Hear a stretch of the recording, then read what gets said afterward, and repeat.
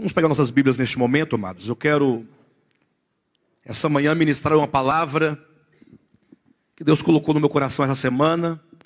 Uma palavra que eu acredito ser de grande importância para o nosso momento cristão. O tema dessa ministração, dessa palavra, é a responsabilidade da graça. Já ouviram falar de algo semelhante? A responsabilidade da graça. É o tema que nós vamos ministrar nesta manhã. Eu quero começar trazendo aos irmãos uma advertência. Abra sua Bíblia na segunda carta de Paulo aos Coríntios, no capítulo 10. Quero ler com os irmãos aqui os versículos 4 e 5.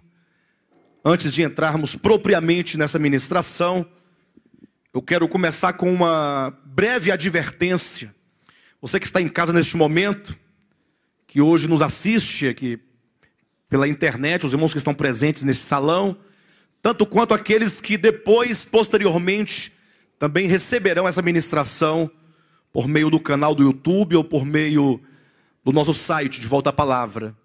Que os irmãos possam começar comigo, entrem comigo nessa ministração, me acompanhem cada passo, cada tópico que será aqui abordado, buscando a compreensão dessa verdade, e levando em consideração essa advertência que eu quero fazer aos irmãos, baseada aqui em 2 Coríntios capítulo 10, versículos 4 e 5, que dizem assim: porque as armas da nossa milícia não são carnais, e sim poderosas em Deus para destruir fortalezas, anulando nós sofismas e toda altivez que se levante contra o conhecimento de Deus, e levando cativo todo pensamento à obediência de Cristo. Vocês percebem como o apóstolo Paulo, ele fala aqui de armas poderosas em Deus. Ele também fala de uma milícia, fala de uma luta, fala de uma batalha, fala de uma guerra. E vejam que essa batalha, essa guerra a que o apóstolo Paulo aqui se refere, ela ocorre exatamente no nosso entendimento. É na mente onde se trava esse conflito espiritual. Os irmãos devem levar em consideração que a luz e as trevas estão constantemente lutando pela posse e pelo controle da nossa mente.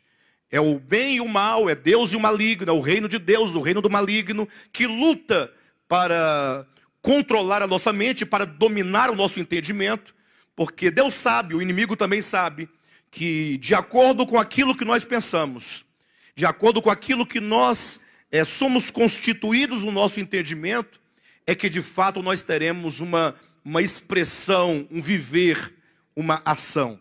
Ou seja, aquilo que nós somos na nossa ação é aquilo que nós somos no nosso pensamento, somos na nossa mente, na nossa consciência. E é por isso que Paulo diz haver aqui uma batalha. Ele diz: porque as armas da nossa milícia, elas não são carnais, e sim poderosas em Deus para destruir fortalezas.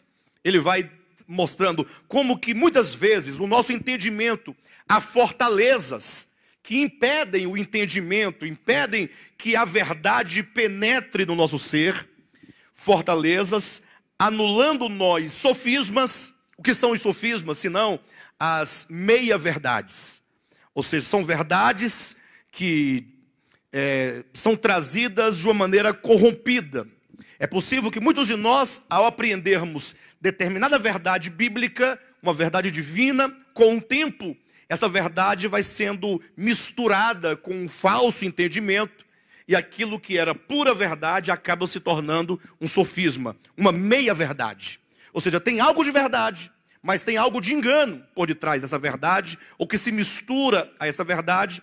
E portanto, as armas com as quais nós lutamos, elas destroem as fortalezas, elas anulam sofismas e toda a altivez que se levante contra o conhecimento de Deus.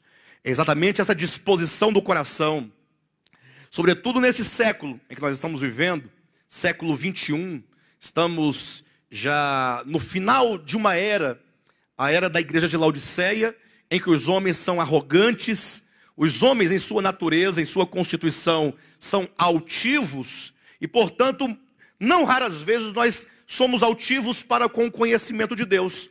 Nós agimos com altivez, agimos com arrogância, como se nós fôssemos melhores do que Deus, ou como se nós entendêssemos mais do que Deus, ou soubéssemos mais do que Deus.